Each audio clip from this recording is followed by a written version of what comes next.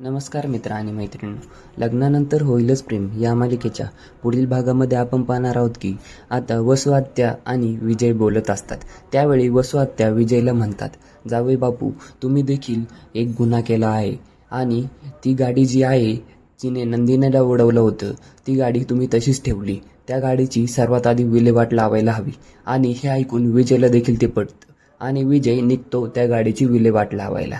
तो गाडी घेण्यासाठी पार्किंगमध्ये जातो. तितक्यात तिथे कोणतरी येणार असतं. गिअर टाकतोच तर काचेवरती एक हात पडतो आणि तो हात आणि बांगड्या आणि तो ड्रेस पाहून तर मला तर वाटते ती आहे काव्या. आता काव्याने तर त्याला पाहिलं नसेल ना, ते आपल्याला पुढेच कळणार आहे.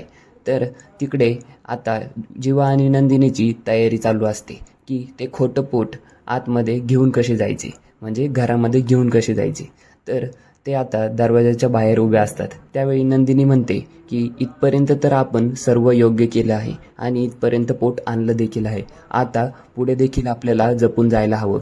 तर दरवाजा खोलून दोघेही आतमध्ये पाऊल ठेवताच तर पाहता काय, पुढे असतात काव्या, मानिनी आणि मामाश्री. आता हे तिघांना पाहून तर हे दोघं मात्र थक्क झालेले असतात. त्यांना वाटतं आता पुढे कसे जायचे.